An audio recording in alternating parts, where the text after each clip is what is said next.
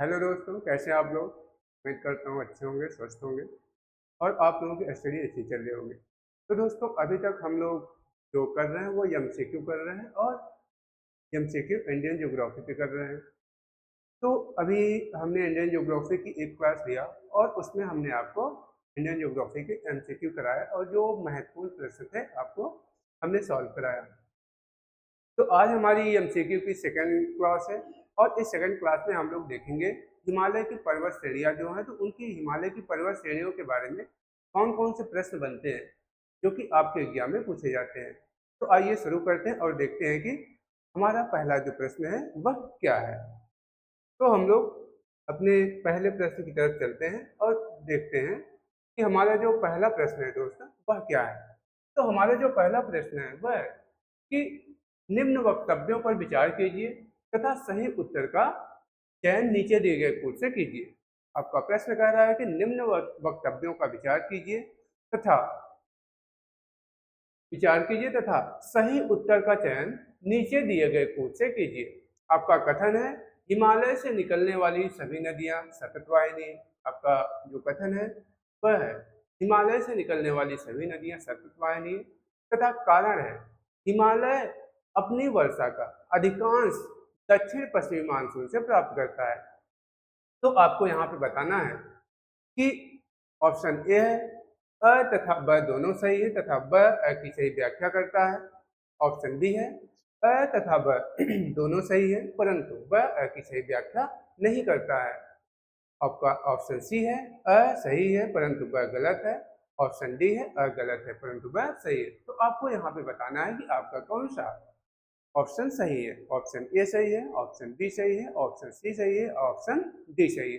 तो आप पहले देखेंगे कि इसमें लिखा है कि कथन अ है हिमालय से निकलने वाली सभी नदियां सतत वाहिनी है।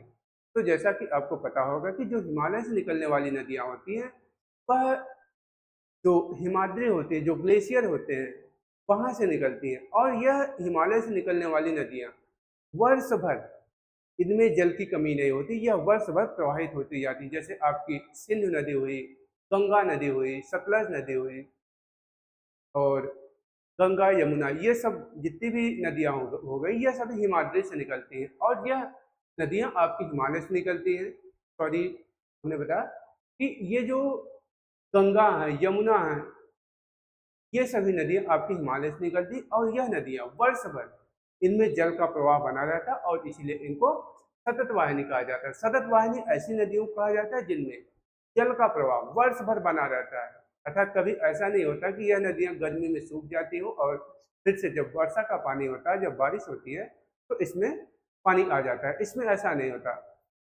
सतत वाहिनी ऐसी नदियां होती है जिसमें उनका जल वर्ष भर प्रवाहित होता है, वर्ष भर उसमें जल भरा रहता है, जल की कमी नहीं होती है। तो यहाँ पे आप लिख सकते हैं कि सतत वाहिनी सतत वाहिनी नदियां क्या होती हैं। सतत वाहिनी नदियां नदियों में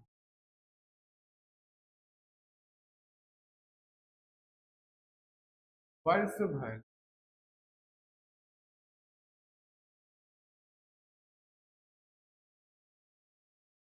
जल भरा रहता है।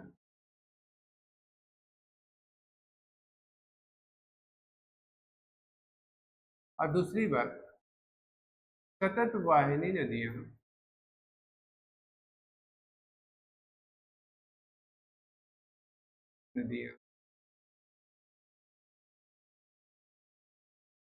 हिमाद्री से निकलती हैं।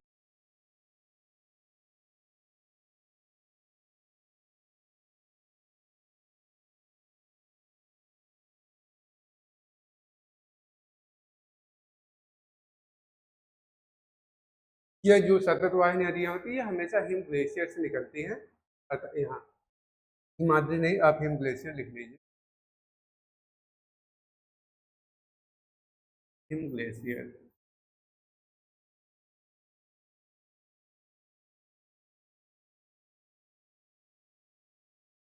तो जो हिमालय से निकलने वाली नदियां होती हैं वह नदियां सतत वाहिनी होती हैं, और क्योंकि यह हिम ग्लेशियर से निकलती है। वहीं पे आप अगर दक्षिण भारत की नदियों को देखेंगे, जैसे आपकी गोदावरी हुई, कृष्णा हुई, कावेरी हुई, तो यह जो नदियां होती हैं यह असतत वाहिनी नदियां हैं, क्योंकि यह नदियां वर्षा पर डिपेंड करती हैं। यह मौसमी नदियां होती हैं। जब वर्षा ऋतु होती है, जब वर्षा होती है, तब इन नदियों में पानी भरता और फिर इन नदियों का प्रवाह शुरू हो जाता है। लेकिन गर्मी के दिनों में ये नदियां लगभग सूख सी जाती हैं, इनमें पानी की बहुत कमी हो जाती है। तो इसीलिए जो उत्तर भारत की नदियां होती हैं इनको सतत वाहिनी नदियां कहते हैं, क्योंकि यह नदियां हिम ग्लेशियर से निकलती और वर्ष भर इनमें जल का जो अब प्रभाव रहता है वह बना रहता है। जल की मात्रा वर्ष भर पर्याप्त मात्रा में बनी रहती है। लेकिन जो दक्षिण भारत की नदियां होती हैं यह नदियां असतत वाहिनी होती हैं, क्योंकि यह नदियां वर्षा पर निर्भर करती हैं और इनमें गर्मी के दिनों में पानी की मात्रा कम हो जाती है, इसलिए इन्हें असतत वाहिनी नदियां कहते हैं। और जो असतत वाहिनी नदियां होती हैं, जो दक्षिण भारत की नदियां होती हैं, यह पठारों से निकलती हैं। लेकिन जो उत्तर भारत की नदियां हैं यह नदियां हिम ग्लेशियर से निकलती हैं, और इसी कारण हिम ग्लेशियर हमेशा पिघलता रहता है और वर्ष भर इनमें जल की पर्याप्त मात्रा बनी रहती है। तो इस तरह से आपका जो कथन ए होगा यह सही होगा। आपका जो कथन ए होगा यह सही होगा। आप यहाँ पे कलर दूसरा ले लीजिए। कथन जो ए होगा दोस्तों यह आपका, एक सेकंड,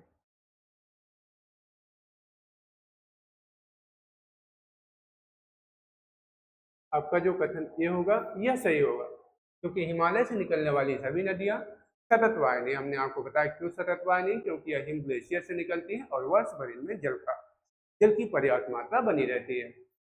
और दूसरा कारण है कि हिमालय अपनी वर्षा का अधिकांश दक्षिण पश्चिमी मानसून से प्राप्त करता है।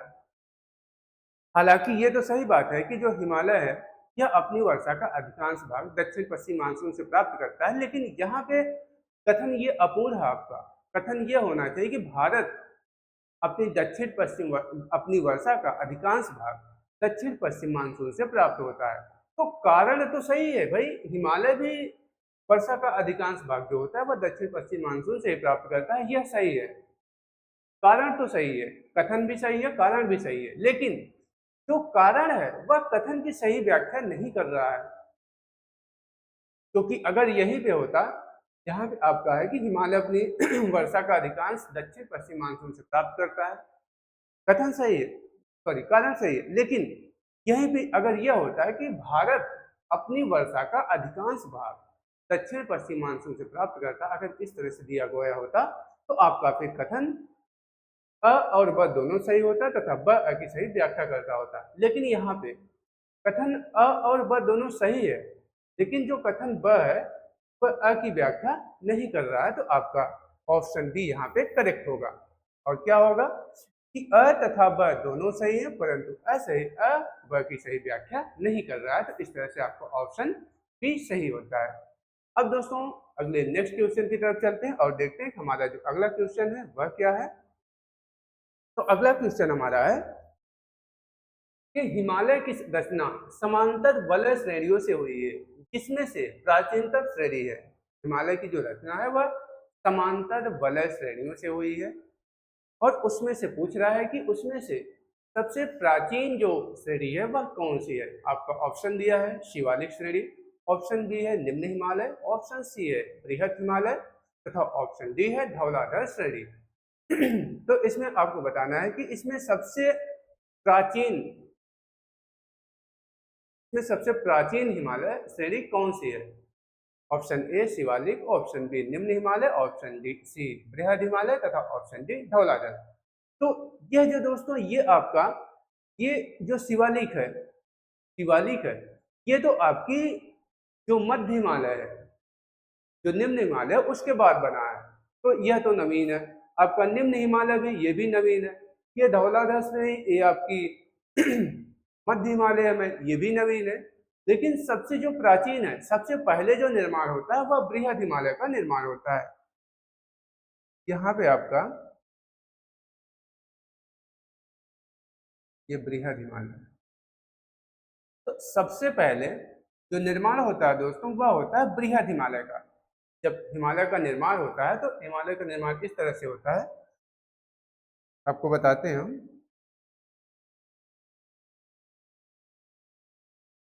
मान लीजिए इस तरह से हिमालय का निर्माण होता है। यहाँ से नंगा पर्वत तक, ये नामचा पर्वत तक जाता है। इस तरह ये आपका पहले सबसे पहले निर्माण जो होता है वह होता है बृहद हिमालय का।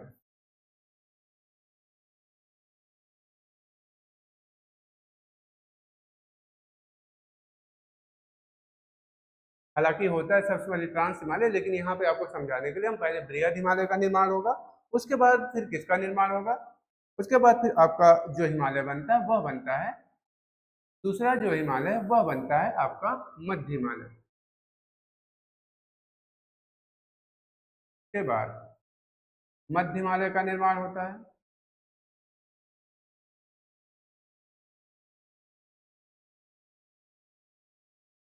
के बाद ये मध्य हिमालय का निर्माण होता है। और फिर उसके बाद कौन सा हिमालय आपका, अरावली। फिर आपके यहाँ पे अरावली का निर्माण होता है।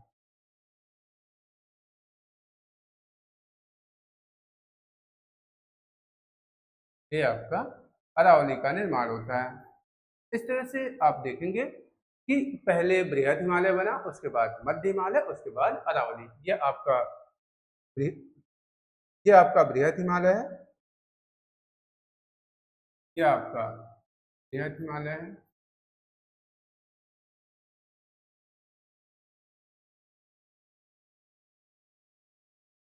बृहद हिमालय। और यह आपका मध्य हिमालय है।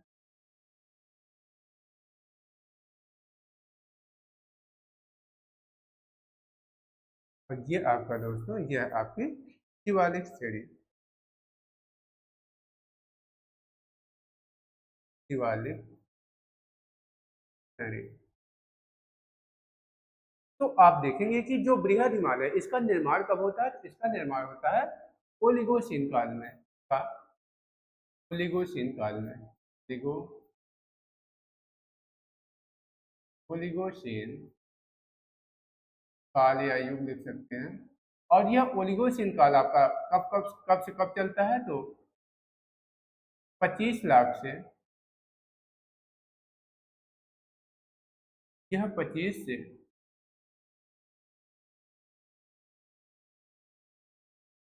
वर्ष से 40 लाख वर्ष तक माना जाता है।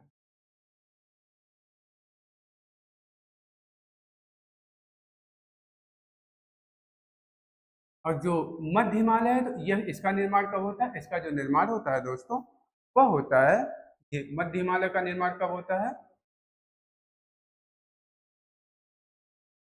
तो इसका निर्माण होता है मायोसीन काल में। मायोसीन का निर्माण मायोसीन काल में हुआ था। और यह काल कब से कब तक चलता है, तो यह लगभग, इसको लगभग 15 वर्ष पूर्व माना जाता है।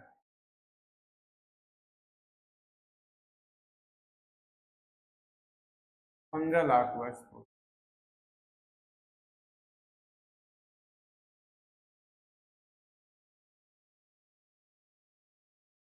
और दूसरा आपका है शिवालिक, तो इसका निर्माण होता है प्लायोसीन युग में।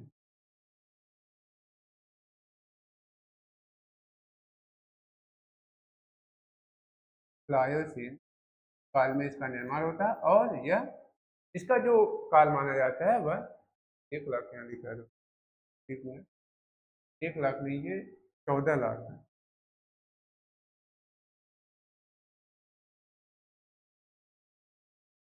ये आपका 14 लाख। और इसका लगभग 7 लाख वर्ष पूर्व माना जाता है।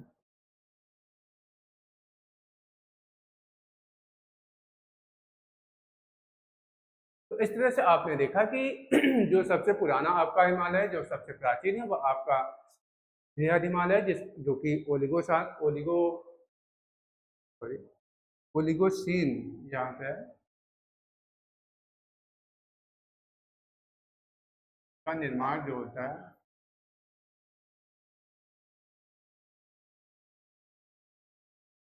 ओलिगोसिन काल का निर्माण ओलिगोसिन काल में होता है जो कि 25 लाख वर्ष से 40 लाख वर्ष तक माना जाता है। और दूसरा आपका है मध्य हिमालय। तो मध्य हिमालय का जो निर्माण होता है यह होता है मायोसिन काल में, जो कि 14 लाख वर्ष पूर्व का माना जाता है। और शिवालिक श्रेणी यह आपकी प्लायोसिन काल में इसका निर्माण माना जाता है और यह 7 लाख वर्ष पूर्व की मानी जाती है। तो यहाँ से आप देख सकते हैं कि जो सबसे प्राचीन हिमालय है वह आपका कौन सा होगा। तो सबसे प्राचीन हिमालय आपका होगा वह ये बृहद हिमालय। तो बृहद हिमालय आपका सबसे प्राचीन हिमालय माना जाएगा। तो इस तरह से दोस्तों आपका जो क्वेश्चन नंबर 2 का आंसर होता है वह आंसर 2 होता है, बृहद हिमालय श्रेणी। तो हिमालय की समांतर वलय श्रेणियों में हिमालय का निर्माण समांतर वलय श्रेणियों से हुआ, जिसमें से सबसे प्राचीन जो श्रेणी होती है वह होती है बृहद हिमालय श्रेणी। अर्थात बृहद हिमालय श्रेणी का जो निर्माण होता है वह सबसे पहले होता है। तो इस तरह से आपका ये दूसरा क्वेश्चन हो गया। अब चलते हैं तीसरे प्रश्न की तरफ और देखते हैं कि हमारा तीसरा प्रश्न क्या है। तो तीसरा प्रश्न दिया है कि उत्तर भारत में उप हिमालय क्षेत्र के सहारे फैले समतल मैदान को कहा जाता है। उत्तर भारत में उप हिमालय अर्थात उप हिमालय का मतलब होता है कि जो सबसे निचला हिमालय है, जो जिसे कि शिवालिक कहते हैं, तो उस हिमालय के सहारे फैले समतल मैदान को क्या कहा जाता है। ऑप्शन ए है तराई, ऑप्शन बी है खादर, ऑप्शन सी है भाबर और ऑप्शन डी है दून।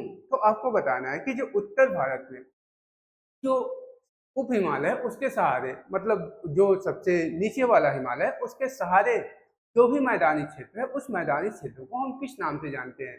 ऑप्शन आपका दिया है तराई, खादर, भाबर और दून। तो इसमें बताना है कि ये इसमें से कौन सा ऑप्शन आपका सही है।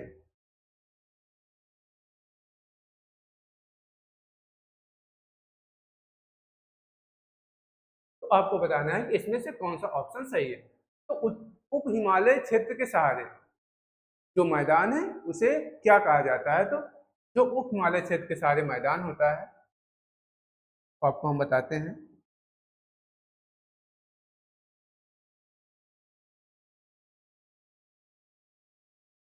तो ये सबसे आपका जो उप हिमालय है ये आपका उप हिमालय है।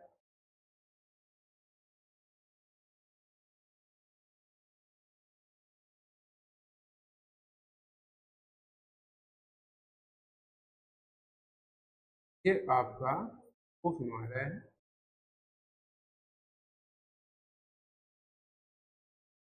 और इसके सहारे जो आपको मैदान मिलेगा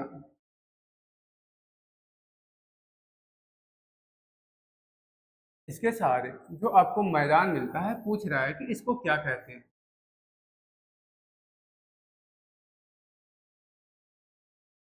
ऐसे बना लीजिए ये आपका जो मैदान है तो इसे क्या कहते हैं।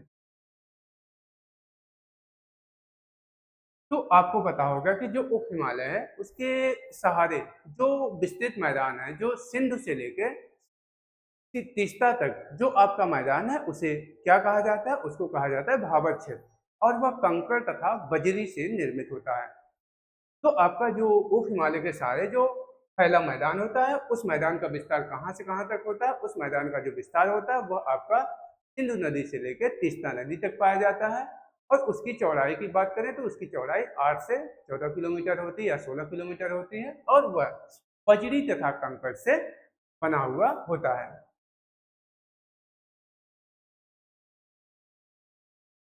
तो इसका जो विस्तार होता है दोस्तों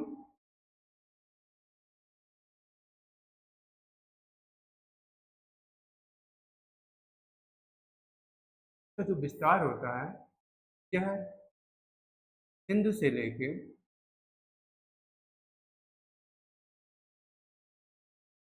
सिंध से लेके इसका जो विस्तार होता है वह तीस्ता तक होता है। यहाँ तीस्ता नदी है।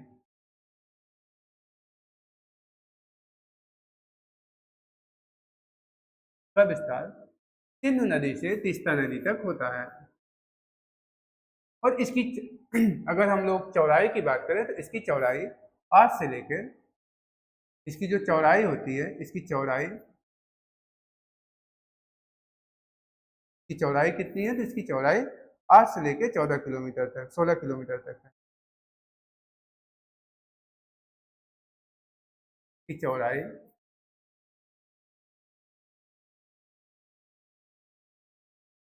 8 से 16 किलोमीटर तक होती है। और यह मैदान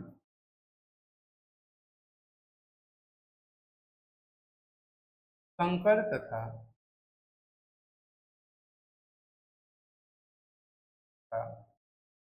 बजरी से निर्मित होता है।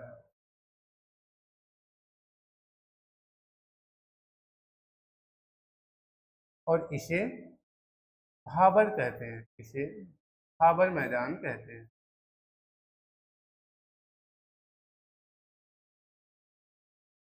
ये भाबर मैदान कहते हैं। तो जो भाबर मैदान है दोस्तों, यह उप हिमालय के पर्वत परिक्षेत्र से अर्थात उप हिमालय के सहारे फैला हुआ समतल मैदान होता है। और यह कंकड़ तथा बजरी से निर्मित मैदान होता है तथा इसका जो विस्तार होता है यह सिंध से लेकर तीस्ता नदी तक इसका विस्तार फैला हुआ होता है। और इसकी चौड़ाई पूछे तो इसकी चौड़ाई 8 से 14 किलोमीटर तक होती है। तो आपका जो आंसर बनता है वह है भाबर मैदान। आपका आंसर सी सही है। अब आइए नेक्स्ट क्वेश्चन की तरफ चलते हैं। आपका जो नेक्स्ट क्वेश्चन है वह क्या है, तो देखते हैं कि हिमालय का पर्वत पदी क्षेत्र है। हिमालय का आपसे पूछ रहा है कि हिमालय का पर्वत पदी क्षेत्र कौन सा है। ऑप्शन ए है ट्रांस हिमालय, ऑप्शन बी है शिवालिक हिमालय, ऑप्शन सी है बृहद हिमालय और ऑप्शन डी है आपका अरावली। तो आपको यहाँ पे बताना है कि हिमालय का पर्वत पदी क्षेत्र कौन सा है। पर्वत पदी का मतलब होता है कि जो इसके सबसे लास्ट में अर्थात सबसे पहले उसके उसके बाद उसके बाद उसके बाद जो सबसे लास्ट में सबसे नीचे वाला भाग पड़ता है उसे पर्वतपदी कहा जाता है। तो यहाँ पे आपसे पूछा गया कि हिमालय का पर्वतपदी क्षेत्र कौन सा है, ट्रांस हिमालय, शिवालिक हिमालय, बृहद हिमालय या अरावली। यहाँ पे थोड़ा सा ये टाइपिंग मिस्टेक है दोस्तों, इसको हम लोग सही करते हैं। ये आपका ये बृहद हिमालय है। एक मिनट, इसको हम करेक्ट कर देते हैं। ये आपका तरह से नहीं होगा। ये आपका है बृहद हिमालय।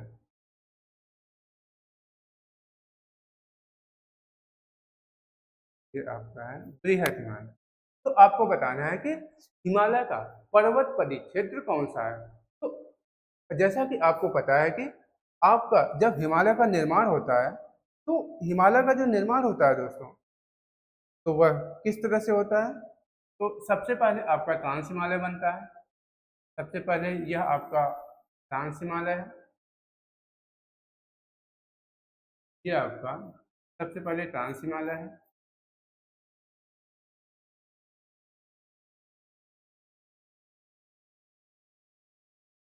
एक मिनट, आपको हम थोड़ा सा भारत का मैप बना के बता दें। हिमालय का जब निर्माण होता है,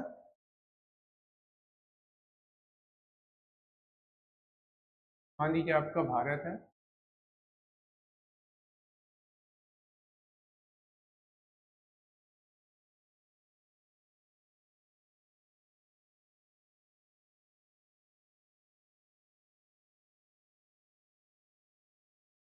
आपका भारत है दोस्तों। ये आपका बना लीजिए बस, क्योंकि हम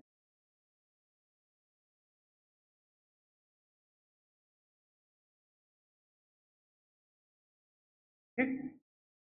तो इस तरह से मान लीजिए यहाँ पे आपका ट्रांस हिमालय बनता है। ये आपका यहाँ पे ट्रांस हिमालय है।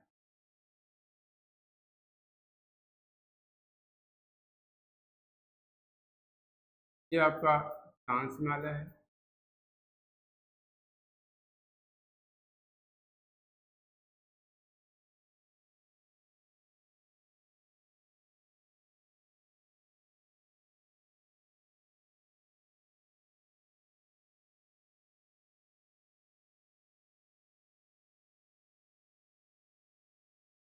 ये आपका यहाँ पे यह ट्रांस हिमालय है।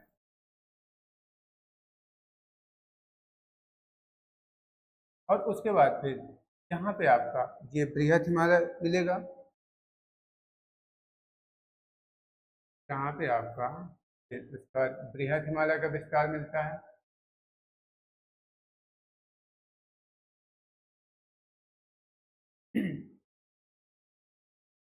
यहाँ पे आपका ये बृहद हिमालय का विस्तार मिलेगा।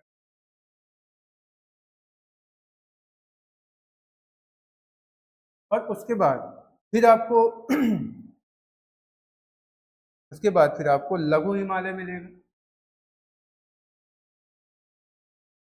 ये आपका लघु हिमालय है, जो कि जाके इससे मिलता हुआ नजर आता है।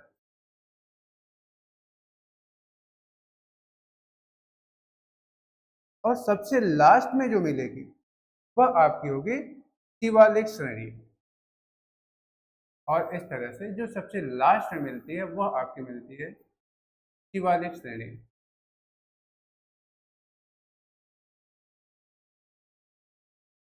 तो अभी आप यहाँ पे नाम लिख लीजिए। ये आपका ट्रांस हिमालय है।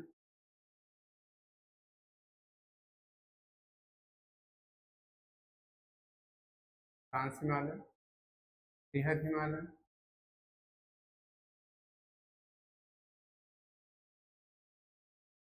बृहद हिमालय। ये आपका लघु हिमालय है। लघु हिमालय तथा सबसे लास्ट में जो है यह आपकी है शिवालिक श्रेणी या शिवालिक हिमालय। तो अब आपसे पूछा जा रहा है कि जो हिमालय का पर्वत परिक्षेत्र है, अर्थात हिमालय का जो सबसे नीचे वाला क्षेत्र है, जो सबसे उसके मतलब लास्ट में क्षेत्र है, वह कौन सा है? तो आपका सबसे पहले ये ट्रांस हिमालय है, उसके बाद आपका बृहद हिमालय है, उसके बाद आपका लघु हिमालय है, और सबसे नीचे जो है तो आपका शिवालिक हिमालय है। तो अब यहाँ पे आप देख के बता सकते हैं कि जो हिमालय का जो पर्वत परिक्षेत्र है वह कौन सा है। तो आपका जो ऑप्शन होगा वह होगा सी सही। तो सबसे जो पर्वत परिक्षेत्र है वह आपका है शिवालिक श्रेणी या शिवालिक हिमालय। तो इस तरह से आपका 4 क्वेश्चन कंप्लीट होता है। अब आइए हम लोग अगले क्वेश्चन की तरफ चलते हैं और देखते हैं कि हमारा अगला क्वेश्चन क्या है। तो जो हमारा अगला क्वेश्चन है 5वां, तो इसमें क्या दिया गया है? तो इसमें दिया गया है कि शिवालिक पहाड़ियां निम्न में से किसका हिस्सा है। आपसे पूछ रहा है कि जो आपकी शिवालिक पहाड़ियां हैं वह निम्न में से किसका हिस्सा है। Option A Aravalli, option B Himalaya, option C Pashchimi Ghat, option D Satpura. तो इसमें आपको बताना है कि ये शिवालिक पहाड़ियां निम्न में से किसका भाग है। तो जैसा कि जो अरावली है, तो अरावली का जो विस्तार होता है दोस्तों, यह आपका राजस्थान में देखने को मिलता है और यह बहुत सबसे इसे अवशिष्ट पर्वत का उदाहरण माना जाता है। यह सबसे प्राचीन पर्वत श्रृंखला है। तो अरावली तो होगी ही नहीं, इसे अवशिष्ट पर्वत कहते हैं। अरावली यह आपका यह अवशिष्ट पर्वत का उदाहरण है।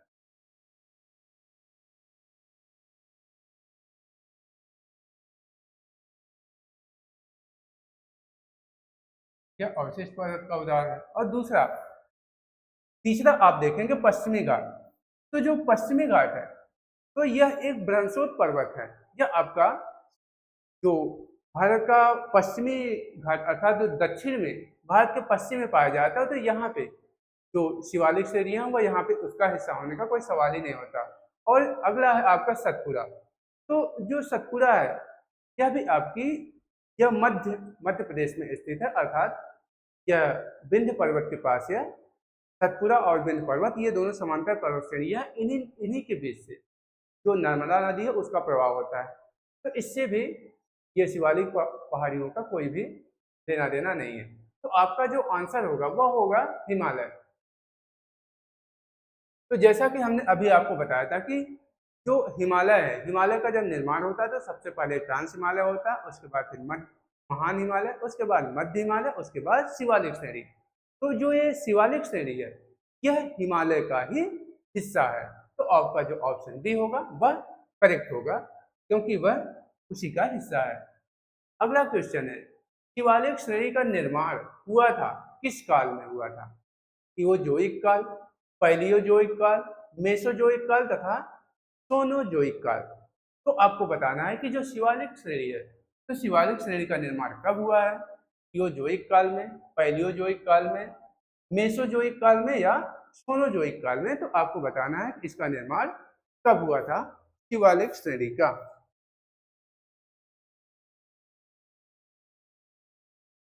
तो आपको बताना है कि शिवालिक श्रेणी का निर्माण कब हुआ था? इओजोइक काल, पैलियोजोइक काल, मेसोजोइक काल तथा सोनोजोइक काल। तो यहाँ पे जो आपका ऑप्शन सही होगा वह होगा सोनोजोइक काल। तो इसका जो निर्माण होता है दोस्तों वह होता है सोनोजोइक काल में। तो इस तरह से आपका जो ऑप्शन डी होता है यह करेक्ट होता है। तो यहाँ पे और कुछ ज़्यादा बताने की जरूरत नहीं, क्योंकि आपसे यही पूछा है कि शिवालिक जो श्रेणी है उसका निर्माण कब हुआ था, तो वह होता है सोनोजोइक काल में। आइए आगे बढ़ते हैं और देखते हैं अगला क्वेश्चन क्या है। तो आपसे पूछ रहा है जो शिवालिक पर्वत श्रेणी है उसकी ऊंचाई कितनी है? शिवालिक पर्वत श्रेणी की ऊंचाई कितनी है? ऑप्शन ए है 850 से 1200 मीटर के मध्य, 750 से 1100 मीटर के मध्य, 750 से 1500 मीटर के मध्य तथा 750 से 1300 मीटर के मध्य। तो यहाँ पे आपको बताना है कि यह जो शिवालिक है इसकी ऊंचाई कितनी है। तो यहाँ पे दोस्तों थोड़ी सी टाइपिंग मिस्टेक है और यहाँ पे इसका कोई भी ऑप्शन सही नहीं होगा। करेक्ट अगर ऑप्शन पूछा जाए तो यहाँ पे आप लिख लीजिए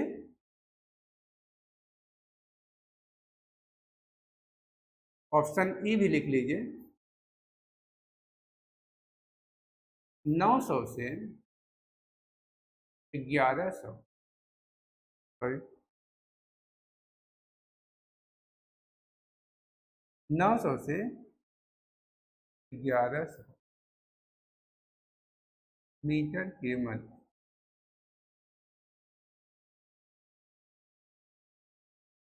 तो शिवालिक श्रेणी की ऊंचाई कितनी है? तो आपका ऑप्शन जो होगा वह ई सही होगा कि ऊंचाई जो है दोस्तों वह 900 से 1100 मीटर के मध्य पाई जाती है। तो इसको आप याद रखेंगे कि शिवालिक की श्रेणी की ऊंचाई कितनी है। शिवालिक श्रेणी की जो ऊंचाई है वह 900 से 1100 मीटर के मध्य पाई जाती है। अब आइए देखते हैं कि हमारा अगला क्वेश्चन कौन सा है। अगले क्वेश्चन की तरफ चलते हैं और देखते हैं कि कुमायूं हिमालय निम्नलिखित में से किन नदियों के मध्य स्थित है? कुमायूं हिमालय निम्नलिखित में से किन नदियों के मध्य स्थित है? क्योंकि हिमालय का जब क्षैतिज विभाजन होता है, एक तो ऊर्ध्वाधर विभाजन होता है और दूसरा होता है क्षैतिज विभाजन। जब ऊर्ध्वाधर विभाजन होता है तो हिमालय 4 प्रकार का होता है, ट्रांस हिमालय, महान हिमालय, मध्य हिमालय तथा शिवालिक श्रेणी। आपको यहाँ पे बता दें तो जैसा कि अभी हमने आपको बताया था कि हिमालय का जब विभाजन होता है तो उसका ऊर्ध्वाधर जब विभाजन होता है तो वह 4 प्रकार का होता है, ट्रांस हिमालय, महान हिमालय, यह लिख लीजिए नहीं तो आप कंफ्यूज होंगे। हिमालय का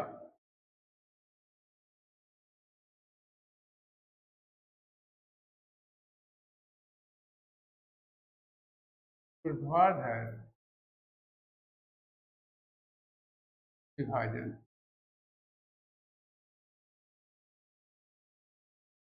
जब ऊर्ध्वाधर विभाजन होता है दोस्तों तो यह 4 प्रकार का होता है। पहला है ट्रांस हिमालय, ट्रांस हिमालय, महान हिमालय,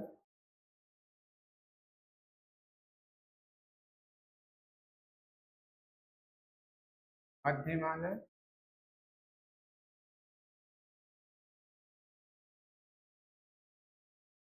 और शिवालिक हिमालय। जब आपसे ऊर्ध्वाधर विभाजन के बारे में पूछा जाए तो आपका इस तरह से हिमालय का विभाजन होगा। पहला होगा ट्रांस हिमालय, दूसरा होगा महान हिमालय, तीसरा मध्य हिमालय तथा जो चौथा होगा वह शिवालिक हिमालय। अब हम देखते हैं कि जो हिमालय का जब क्षैतिज विभाजन होता है तो वह किस तरह से होता है। तो हिमालय का जो क्षैतिज विभाजन होता है दोस्तों, वह नदियों के आधार पर होता है। इसमें बताया जाता है कि किन किन नदियों के मध्य के हिमालय को किस हिमालय के नाम से जानते हैं। तो हिमालय का जब क्षैतिज विभाजन होता है तो वह नदियों के आधार पर होता है। तो आप यहाँ पे देखें, हिमालय का क्षैतिज विभाजन जब होता है तो नदियों के आधार पर होता है। तो जो सिंध से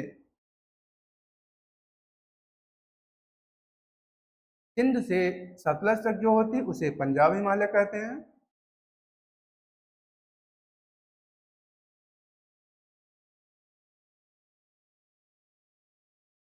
सिंध से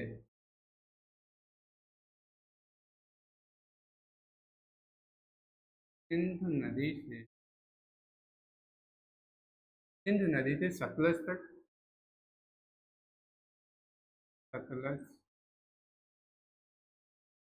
थोड़ा सा बैक से लेते हैं, कम जगह नहीं हो।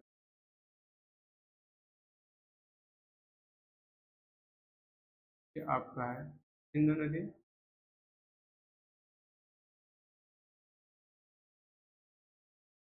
सिंध से जो सतलज होता है,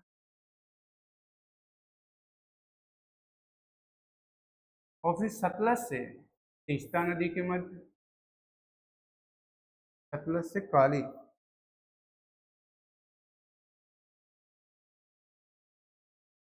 सतलज से काली,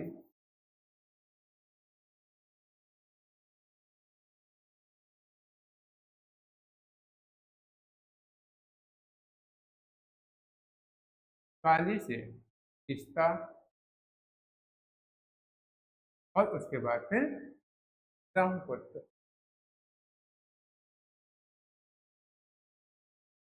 तीस्ता से ब्रह्मपुत्र।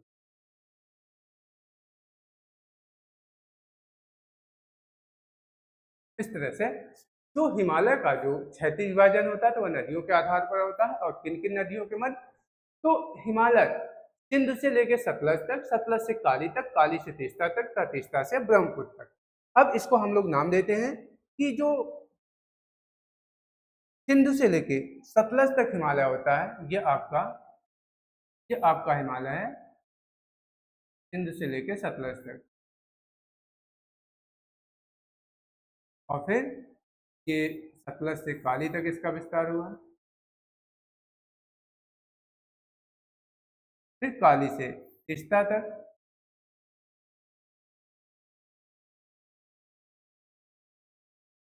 और फिर ये ब्रह्मपुत्र।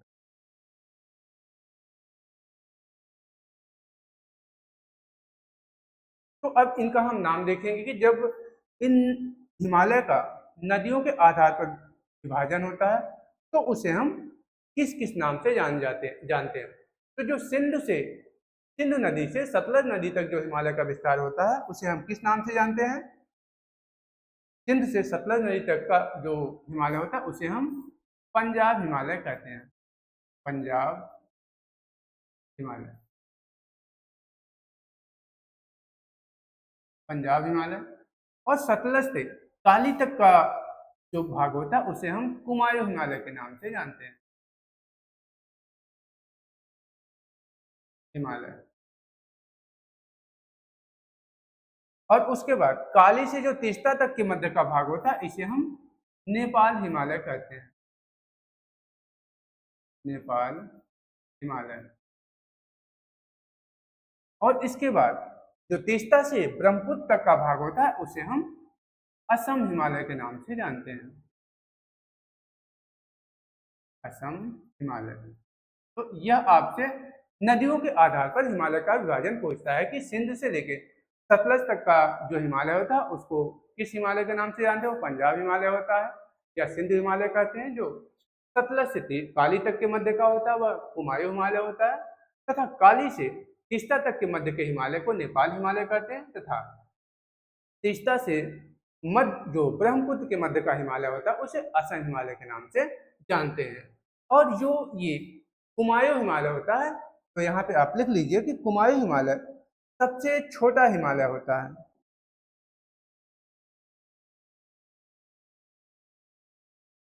सबसे छोटा हिमालय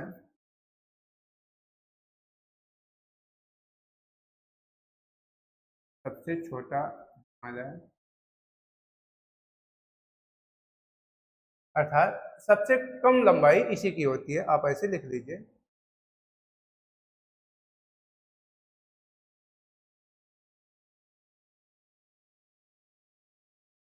सबसे कम लंबाई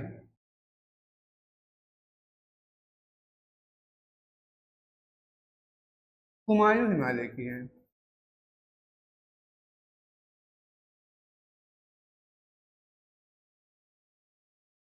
हुमायूं की है। तथा दूसरा आप लिखेंगे नेपाल हिमालय की लंबाई सबसे ज्यादा है। नेपाल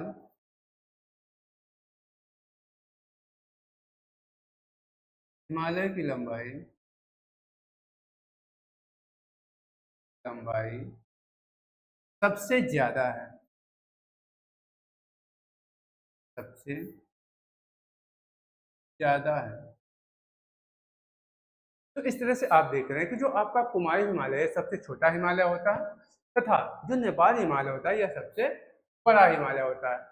तो आपसे पूछा जा रहा है कि कुमायूं हिमालय निम्नलिखित में से किन नदियों के मध्य स्थित है। तो हमने आपको बताया कि जब हिमालय का जो क्षैतिज विभाजन होता है तो नदियों के आधार पर होता है, और किन किन नदियों के मध्य के हिमालय को किस किस नाम से जानते हैं। तो आपको पता होगा, सिंधु से लेकर सतलज तक का जो हिमालय होता है उसे पंजाब हिमालय कहते हैं।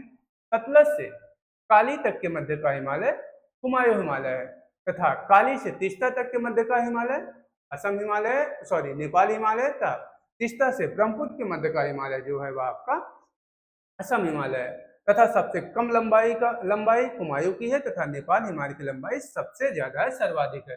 तो यहाँ पे ऑप्शन होगा कि पूछ रहा है कुमायूं हिमालय निम्नलिखित में से किन नदियों के मध्य स्थित है। तो आप यहाँ पे देखिए कि ये कुमायूं हिमालय है, यह किन किन नदियों के मध्य स्थित, सतलज और काली। तो आप यहाँ पे ऑप्शन में देखिए सतलज और काली का है, तो ऑप्शन आपका सी सही ऑप्शन होगा कि कुमायूं हिमालय यह सतलज और काली नदी के मध्य पाया जाता है, और इसकी लंबाई सबसे कम होती है, लगभग 320 किलोमीटर तक होती है। इसकी अगर लंबाई की बात करें तो लगभग 320 किलोमीटर इसकी लंबाई होती है। और अगर नेपाल हिमालय की बात करें तो इसकी लंबाई लगभग आपको 700 या 800 किलोमीटर तक मिलती है। इसकी अगर लंबाई की बात करें, इसकी लंबाई आपको 800 किलोमीटर तक मिलती है।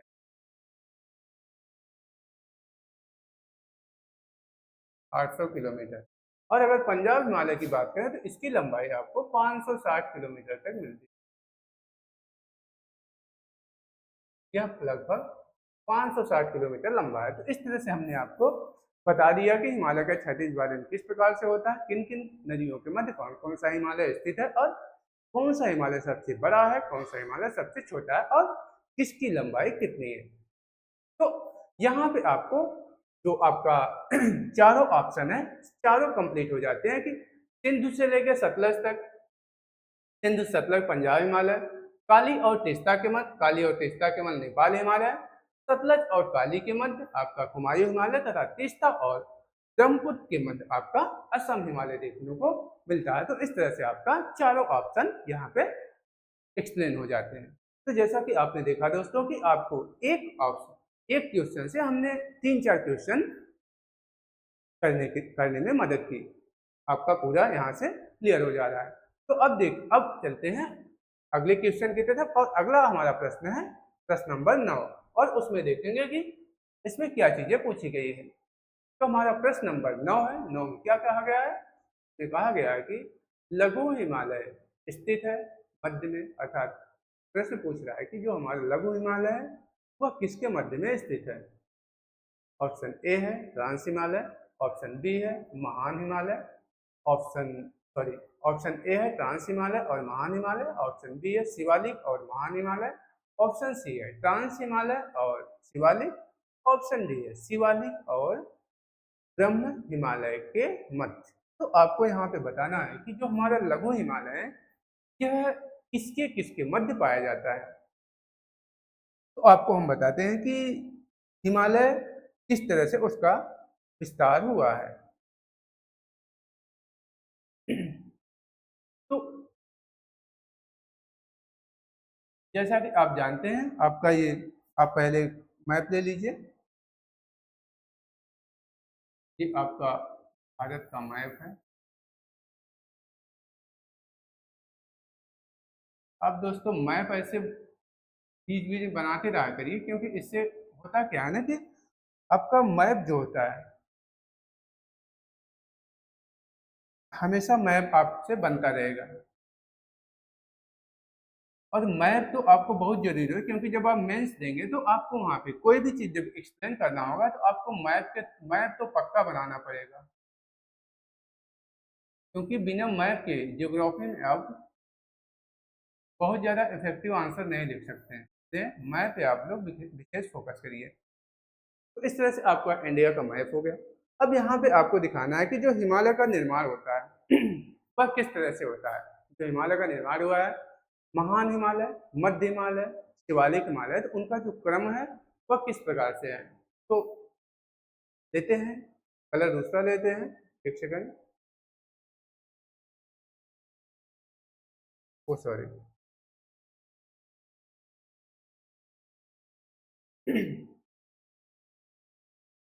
तो यह आपका, यहाँ पे आपको ये महान हिमालय मिलेगा, तो किस तरह से जाता है।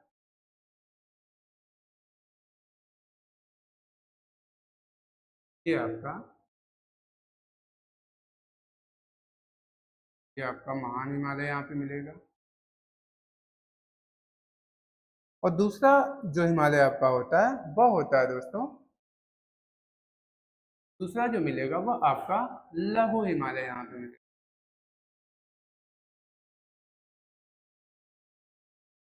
इस तरह से ये आपका लघु हिमालय। और जो तीसरा हिमालय आपका मिलता है वह मिलता है शिवालिक हिमालय। शिवालिक हिमालय का जो विस्तार है वह इस तरह से, ये भी जाके इधर मिलता हुआ नजर आता है। तो यहाँ पे आप बहुत ज़्यादा समझ जाइएगा, क्योंकि हम बस समझाने के लिए आपको बना रहे हैं। बाकी जब वैसे बनाना होगा तो उसको सही से डिराइव करेंगे। तो अब आपका यहाँ पे हो गया, यह आपका है ये है महान हिमालय, महान या बृहत हिमालय या हिमाद्री से कहते हैं, महान हिमालय। दूसरा आपका है लघु हिमालय,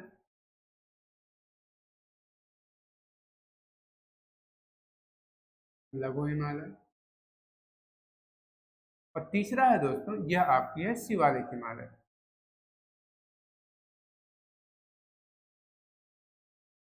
शिवालिक।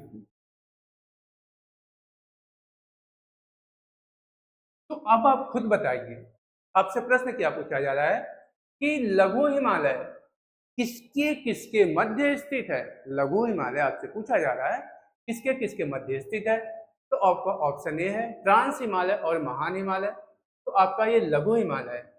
तो लघु हिमालय किसके किसके मध्य है, यहाँ पे आपका ट्रांस हिमालय है। आप इसको बना भी सकते हैं, अगर ऑप्शन ने दिया है तो आप यहाँ पे बना लीजिए। यहाँ पे आपको ये ट्रांस हिमालय मिलेगा।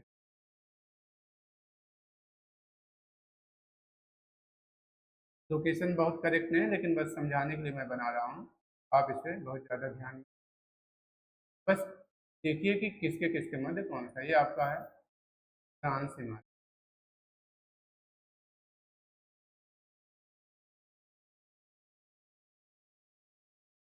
ट्रांस हिमालय। तो ट्रांस हिमालय पहले है, उसके बाद महान हिमालय, उसके बाद लघु हिमालय, उसके बाद शिवालिक श्रेणी है, शिवालिक हिमालय। तो आपसे प्रश्न पूछ रहा है लघु हिमालय किसके किसके मध्य स्थित है। तो ऑप्शन पहला ट्रांस हिमालय और महान हिमालय। तो यहाँ पे आप देखिए कि लघु हिमालय कहाँ पे है, ट्रांस हिमालय ये आपका है, महान हिमालय इसके मध्य नहीं है। तो पहला ऑप्शन आपका गलत होता है। दूसरा ऑप्शन है बी शिवालिक और महान हिमालय के मध्य। तो आपका यहाँ शिवालिक है और यहाँ पे महान हिमालय। ये आपका महान हिमालय और ये आपका शिवालिक है, और इसके मध्य देखिए कौन सा है, तो इसके मध्य ही आपको लघु हिमालय देखने को मिलेगा।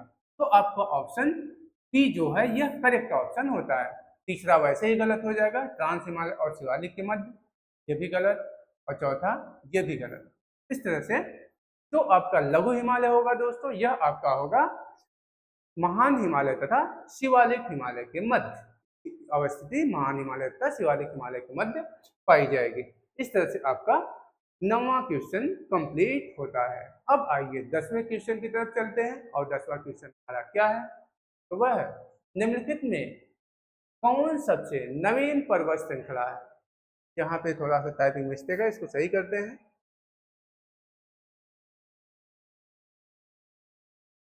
एक सेकंड।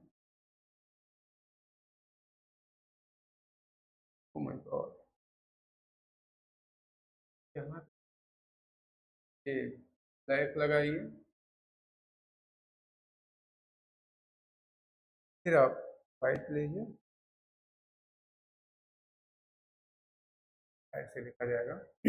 तो इस तरह से आपको बताना है कि निम्नलिखित में कौन सबसे नवीन पर्वत श्रृंखला है। ऑप्शन ए है विंध्य, ऑप्शन बी है अरावली, ऑप्शन सी है शिवालिक, ऑप्शन डी है अन्नामलाई। तो आपको बताना है कि इसमें सबसे नवीन पर्वत श्रृंखला आपकी कौन सी है। ऑप्शन डी विंध्य पर्वत, ये आपका अवशिष्ट पर्वत या पुराने पर्वतों के उदाहरण के रूप में आते हैं, तो ये आपका नहीं होगा, ये आपका गलत हो जाएगा। दूसरा है अरावली, अरावली आपका प्राचीन पर्वत श्रृंखला के अंतर्गत आता है, और ये इसे अवशिष्ट पर्वत का उदाहरण कहते हैं, क्योंकि पहले यह बहुत बड़ा था। यह अरावली पर्वत पहले हिमालय से ही बड़ा था, लेकिन धीरे धीरे इसका क्षरण होता गया, और इसके कटाव के कारण यह अब बहुत ज्यादा नहीं बचा हुआ है, तो इसे अवशिष्ट पर्वत का उदाहरण कहते हैं। तो आपका ये भी नहीं सही होगा, ये भी गलत है। अन्नामलाई, तो यह दक्षिण भारत की पर्वत श्रेणियां हैं, और यह प्राचीन पर्वत श्रेणियां हैं, क्योंकि दक्षिण भारत जो प्रायद्वीपीय पठार है वह हिमालय से पहले उसका निर्माण हुआ था। तो यह अन्नामलाई भी प्राचीन पर्वत श्रेणी है, तो यह भी नहीं होगी, क्योंकि जो हिमालय है यह नवीन बलित पर्वत श्रेणी है, तो इसी के अंतर्गत आपकी शिवालिक आती है। तो आपका जो ऑप्शन सी होगा यह सही होगा, क्योंकि आपसे पूछा गया है कि निम्नलिखित में से कौन सबसे नवीन पर्वत श्रृंखला है, तो आपकी तो शिवालिक है, क्योंकि यह हिमालय का भाग है, तो शिवालिक आपकी सबसे नवीन पर्वत श्रृंखला मानी जाएगी। तो आपका अब देखते हैं अगला क्वेश्चन क्या है। तो अगला क्वेश्चन है उत्पत्ति की दृष्टि से निम्न पर्वत श्रेणियों में से सबसे नवीन कौन सी है। सॉरी, पूछा गया है कि उत्पत्ति की दृष्टि से निम्न पर्वत श्रेणियों में से सबसे नवीन पर्वत श्रेणी कौन सी है। ऑप्शन ए है अजंता श्रेणी, ऑप्शन बी है पालकोंडा श्रेणी, ऑप्शन सी है कैमूर पर्वत श्रेणी, और ऑप्शन डी आपकी है पटकौई पर्वत श्रेणियां। तो आपको बताना है कि इसमें से सबसे नवीन पर्वत श्रेणी कौन सी है। आपको इसमें से बताना है दोस्तों कि इसमें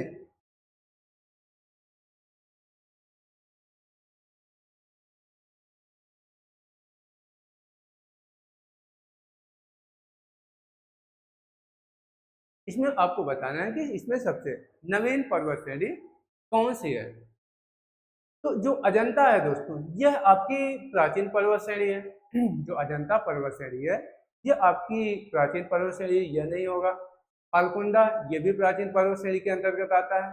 कैमूर पर्वत श्रेणी यह भी आपके प्राचीन पर्वत श्रेणी के अंतर्गत आती है, लेकिन जो पटकोई है यह हिमालय पर्वत श्रेणी के अंतर्गत आती है, क्योंकि यह नवीन पर्वत श्रेणी है, क्योंकि आपका जो हिमालय है वह नवीन बलित पर्वत श्रेणियों का उदाहरण, और ये आपकी जो पटकोई श्रेणियां हैं यह हिमालय के ही अंतर्गत आती हैं, और इनका निर्माण टर्सरी युग में हुआ था। तो यहाँ पे आप लिखेंगे पटकोई पर्वत श्रेणियां यह हिमालय के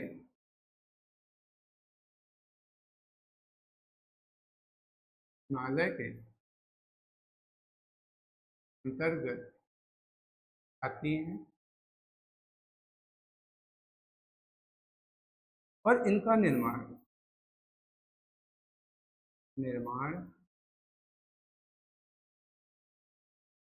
टर्शियरी युग में हुआ है।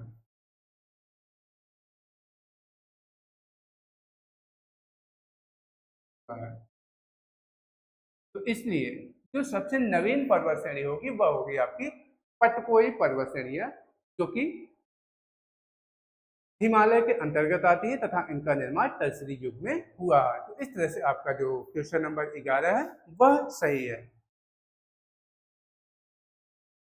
अब अगला क्वेश्चन हम लोग देखते हैं कि अगला क्वेश्चन हमारा क्या है। तो अगला क्वेश्चन है, निम्नलिखित राज्यों में से कौन सा पटकाई पहाड़ियों से संलग्न नहीं है। आपसे पूछा गया है कि निम्नलिखित राज्यों में से कौन सा पटकाई पहाड़ियों से संबंधित नहीं है, अर्थात कहने का मतलब यह है कि वह कौन सा राज्य है जिस राज्य में पटकाई पहाड़ियां स्थित नहीं है, पटकाई पहाड़ियों का विस्तार किस राज्य में नहीं पाया जाता है।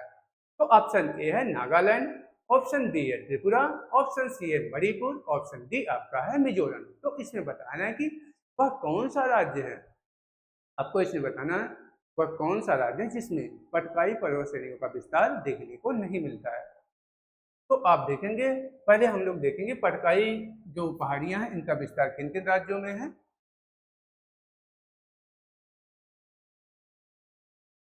पटकाई पहाड़ियों का विस्तार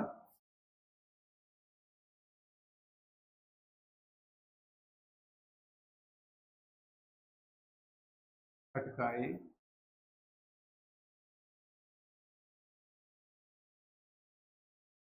पहाड़ियां, तो इनका विस्तार हम लोग देखेंगे कि इनका जो विस्तार है दोस्तों वह किन किन राज्यों में है। तो असम में है, असम में इसका विस्तार है, नागालैंड में है, नागालैंड में है, मणिपुर में है, मणिपुर में, और तो अगला विस्तार इसका देखने को मिलता है वह मेघालय में, मेघालय।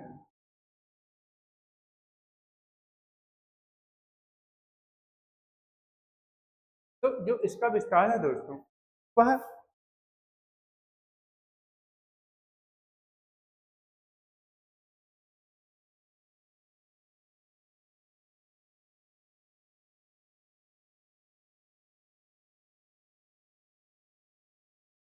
असम, नागालैंड,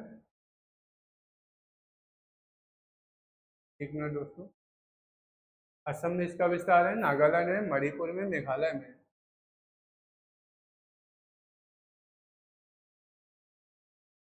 हाँ सही है। तो इसका जो विस्तार है दोस्तों वह असम में है, असम में है, और इसका विस्तार मिजोरम में भी पाया जाता है, मिजोरम। तो पटकाई पहाड़ियां हैं, तो इनका जो विस्तार है दोस्तों वो आपको मिजोरम में भी देखने को मिलता है,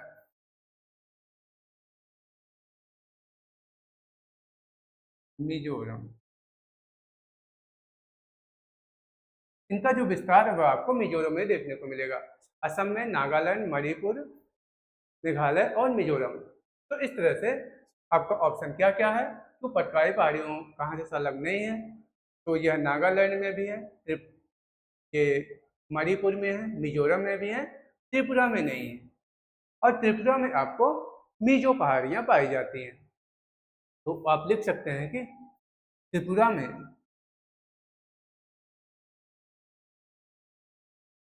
त्रिपुरा में मिजो पहाड़ियां, मिजो पहाड़ियां पाई जाती हैं, त्रिपुरा में मिजो पहाड़ियां पाई जाती हैं। तो इस तरह से जो पटकाई पहाड़ियों का जो विस्तार है दोस्तों वह आपका त्रिपुरा में नहीं मिलता है, त्रिपुरा में आपको मिजो पहाड़ियां देखने को मिलती हैं। इस तरह से आपका ऑप्शन बी सही होता है। अगर आप इसको मैप से भी देखना चाहें तो आप देख सकते हैं, भारत का मैप बनाइए और वहां पे देखिए कि पटकाई पहाड़ियों का विस्तार कहाँ कहाँ पे होता है। इस तरह से आप अगर छोटा सा भी मैप बना सकते हैं। मान लीजिए ये आपका छोटा सा मैप बनाइए, ये आपका भारत है, ये आपका पूर्वी राज्य है,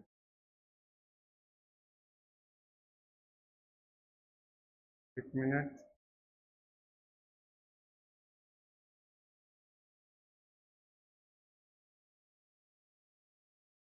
सॉरी।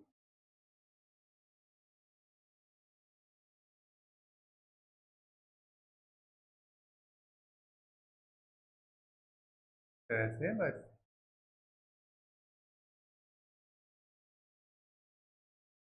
मान लीजिए आपका भारत है, और तो यहाँ पे आपको नागालैंड मिलेगा। नागालैंड, मणिपुर, मिजोरम, और यहाँ पे आपको मेघालय मिलेगा इस जगह पे। और उसके बाद फिर आपको यहाँ नीचे आपको त्रिपुरा मिलता है, और यहाँ पे आपको असम मिलता है इस जगह पे। या आपको यहाँ पे असम में। तो इस तरह से जो पटवाई श्रेणियों का जो विस्तार होता है वह आपका असम मिलेगा, नागालैंड, मणिपुर, मेघालय और मिजोरम में। त्रिपुरा में पटवाई पहाड़ियों का विस्तार देखने को नहीं मिलता, और त्रिपुरा में आपको मीजो पहाड़ियां देखने को मिलती हैं। तो इस तरह से आपका ये क्वेश्चन कंप्लीट होता है। आइए अब नेक्स्ट क्वेश्चन देखते हैं कि नेक्स्ट क्वेश्चन कौन सा है। तो अगला जो क्वेश्चन दोस्तों वह है, पीर पंजाल श्रेणी पाई जाती है। आपका जो प्रश्न है वह पूछ रहा है आपसे कि पीर पंजाल श्रेणी कहाँ पे पाई जाती है। अरुणाचल प्रदेश में, option A Arunachal Pradesh, option B Punjab में, ऑप्शन सी जम्मू एवं कश्मीर में, और ऑप्शन डी है उत्तराखंड में। तो आपको बताना है कि ये पीर पंजाल श्रेणी कहाँ पे पाई जाती है। अरुणाचल प्रदेश में पाई जाती है, या पंजाब में पाई जाती है, या जम्मू एंड कश्मीर में पाई जाती है, या उत्तराखंड में पाई जाती है। तो आपको बताना है कि यह कहाँ पे पाई जाती है। तो जो दोस्तों पीर पंजाल जो श्रेणी होती है, तो आपको कहाँ पे पाई जाती है। ये आपका भारत है, ये आपका भारत है।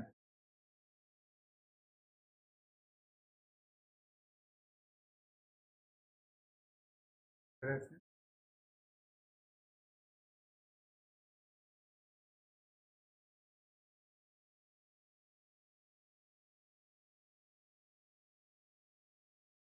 ठीक।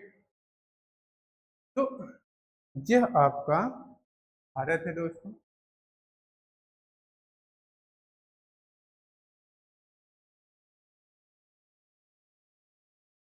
ये आपका भारत है। तो पूछ रहा है कि जो पीर पंजाल श्रेणी है यह कहाँ पाई पाई जाती है। तो जो पीर पंजाल श्रेणी है दोस्तों, यह आपको मध्य हिमालय में देखने को मिलती है।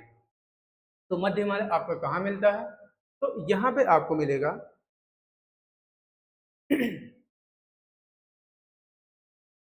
ये आपका महान हिमालय है। ये आपका महान हिमालय हो गया।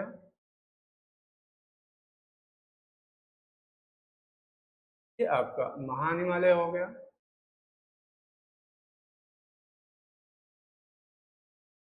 उसके बाद फिर आपको ये मिलेगा,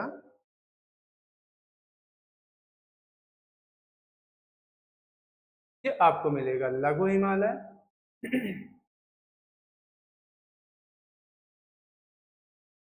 ये आपका यहाँ पे लघु हिमालय मिलेगा।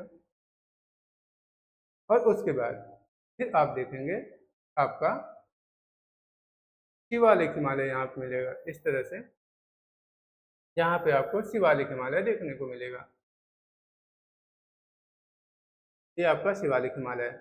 अब आपको बताना है कि जो आपका ये पीर पंजाल है तो किस श्रेणी में पाया जाता है। जबकि आपको पता है कि जो पीर पंजाल श्रेणी या जम्मू कश्मीर में अर्थात मध्य हिमालय के अंतर्गत पाई जाती है। तो मध्य हिमालय के अंतर्गत कौन सा आता है। तो जम्मू कश्मीर जो आपका है वह मध्य हिमालय में स्थित है, और यह पीर पंजाल श्रेणी आपकी मध्य हिमालय में पाई जाती है।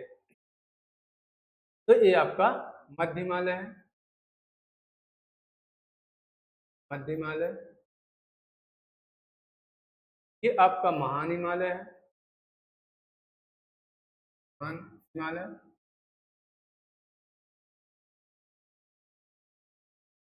ये शिवालिक है। हम आपको कई बार बता चुके हैं शिवालिक। तो जो पीर पंजाल है वह आपका मध्य हिमालय के जम्मू कश्मीर में पाया जाता है। तो अगर आपसे पूछा जाए, यहाँ पे आपका दो प्रश्न बनता है आपसे, यहाँ तो पहले पूछ लिया कि पीर पंजाल श्रेणी कहाँ पे पाई जाती है, तो आपका आंसर तो जम्मू कश्मीर सही हो जाएगा, जम्मू कश्मीर में पाई जाती है। और यह किस हिमालय में पाई जाती है, अगर हिमालय की बात करें तो वह आपका है, यह मध्य हिमालय के अंतर्गत पाई जाती है। तो पीर पंजाल श्रेणी यह जम्मू कश्मीर कहाँ है, तो यह मध्य हिमालय में, मध्य हिमालय में। अगर हिमालय की बात करें आप बताएंगे कि जो पीर पंजाल श्रेणी है दोस्तों, यह मध्य हिमालय के अंतर्गत जम्मू कश्मीर में पाई जाती है। अब आइए नेक्स्ट क्वेश्चन देखते हैं। अगला क्वेश्चन क्या है, किन दो पर्वत श्रेणियों के मध्य कश्मीर घाटी स्थित है। तो यहाँ पे आपको बताना है कि किन दो पर्वत श्रेणियों के मध्य कश्मीर घाटी स्थित है। ऑप्शन ए लद्दाख व जास्कर, ऑप्शन बी है बृहद हिमालय व पीर पंजाल, ऑप्शन सी है बृहद हिमालय व जास्कर, ऑप्शन डी है काराकोरम व लद्दाख। तो यहाँ पे आपको बताना है कि जो ये पीर पंजाल है, क्या पूछा, किन दो पर्वत श्रेणियों के मध्य कश्मीर घाटी, आपसे पूछा है कि कश्मीर घाटी किन दो पर्वत श्रेणियों के मध्य स्थित है। तो जो कश्मीर घाटी है दोस्तों, यह आपकी मध्य हिमालय के अंतर्गत आती है। और मध्य हिमालय कहाँ पे है, जो पीर पंजाल है आपका मध्य हिमालय के अंदर स्थित है। अभी आपको हमने बताया कि जो पीर पंजाल श्रेणी है मध्य हिमालय में जम्मू कश्मीर में स्थित है। तो जो यह कश्मीर घाटी है, कश्मीर घाटी क्योंकि मध्य हिमालय के पीर पंजाल श्रेणी में स्थित है, इसलिए यह बृहद हिमालय और पीर पंजाल के मध्य स्थित मानी जाएगी। तो आपको ऑप्शन भी सही होता है। यह जो जम्मू कश्मीर घाटी है यह आपको बृहद हिमालय व पीर पंजाल के मध्य स्थित पाई जाती है। तो आपका बी ऑप्शन करेक्ट होता है। अब आइए हम लोग देखते हैं क्वेश्चन नंबर 15। तो क्वेश्चन नंबर 15 में क्या है, निम्नलिखित में से कौन अक्साई चीन का भाग है। तो आपका ऑप्शन है काराकोरम श्रेणी, ऑप्शन बी है लद्दाख श्रेणी, लद्दाख पठार, ऑप्शन सी है कश्मीर घाटी, ऑप्शन डी है शिवालिक श्रेणी।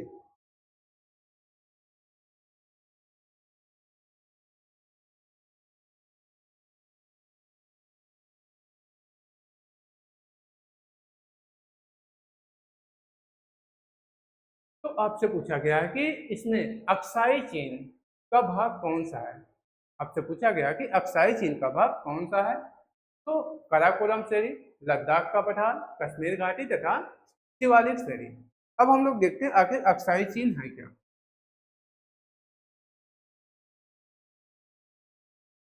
अक्साई चीन का विस्तार जो है, अक्साई चीन,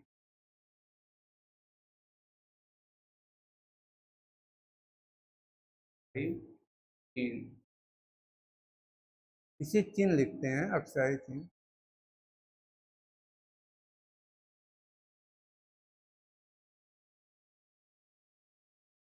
अक्साई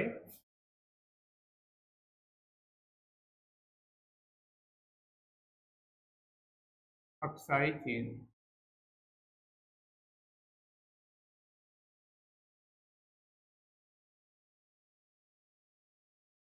तो इसका विस्तार दोस्तों भारत में है, भारत में,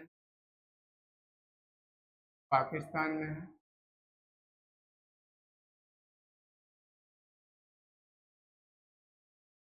और चाइना में। अक्साई चीन का जो विस्तार है यह आपका भारत में है, पाकिस्तान में और चाइना में है। और इसी अक्साई चीन में आपका लद्दाख का पठार पाया जाता है। तो जो लद्दाख का पठार है दोस्तों, यह अक्साई चीन के अंतर्गत आता है। तो आपसे पूछा गया है कि निम्नलिखित में से कौन अक्साई चीन का भाग है। तो काराकोरम श्रेणी यह तो नहीं है, क्योंकि ये काराकोरम श्रेणी जो है यह ट्रांस हिमालय के अंतर्गत आती है। दूसरा है कश्मीर घाटी, कश्मीर घाटी ये आपकी जम्मू कश्मीर में है, यह मध्य हिमालय के अंतर्गत आती है। और सी है शिवालिक श्रेणी। तो शिवालिक श्रेणी भी आपकी, यह शिवालिक श्रेणी जो है आपका सबसे जो आखिरी हिमालय, जो सबसे नवीन हिमालय वह है, तो इसके अंतर्गत भी यह नहीं आएगी। तो इस तरह से जो अक्साई चीन है यह आपका लद्दाख पठार अक्साई चीन का भाग माना जाता है। और इसका विस्तार जो है अक्साई चीन का, यह चीन, भारत और पाकिस्तान में देखने को मिलता है। क्योंकि 1962 का जब युद्ध हुआ था तो उस युद्ध के बाद चीन ने इस अक्साई चीन के भाग को दे दिया था। इस तरह से आपका 15वां क्वेश्चन कंप्लीट होता है कि अक्साई चीन का भाग कौन सा है। तो अक्साई चीन का भाग लद्दाख का बचा है। तो लद्दाख का जो पठार है दोस्तों वह अक्साई चीन के अंतर्गत आपका आता है। तो ठीक है दोस्तों, यहाँ तक आपका 15 क्वेश्चन कंप्लीट होता है और 15 क्वेश्चन में हमने आपको ज़्यादा से ज़्यादा हर ऑप्शन के बारे में चर्चा किया कि और यहाँ पे कुछ चीज़ें आप देख सकते हैं कि जैसे मान लीजिए कि कभी कोई पूछ लेता है आपसे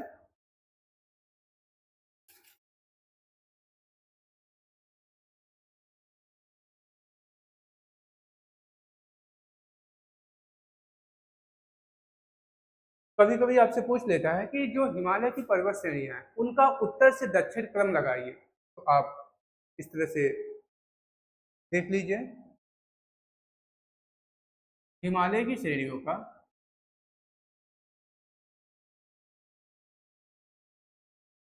हिमालय की श्रेणियों का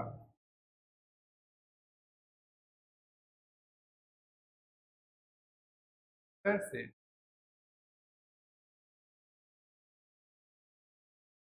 दक्षिण क्रम, तो वह कौन कौन सी हैं? पहली आपको काराकोरम,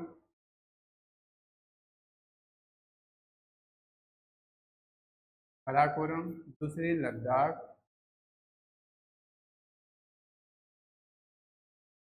जास्कर और पीर पंजाल। तो इस तरह से अगर हिमालय की श्रेणियों का आपसे उत्तर से दक्षिण क्रम पूछे तो आप बताएंगे सबसे उत्तरी जो हिमालय की श्रेणी है वह लद्दाख काराकोरम है, लद्दाख है, उसके बाद फिर जास्कर है, उसके बाद फिर पीर पंजाल श्रेणी पाई जाती है। तो इस तरह से यहाँ पे आपके 15 क्वेश्चन कंप्लीट होते हैं। फिर इसके अगले आगे जो भी क्वेश्चन है, जो भी महत्वपूर्ण क्वेश्चन है, उस पर हम चर्चा करने के लिए नेक्स्ट वीडियो लेके आएंगे।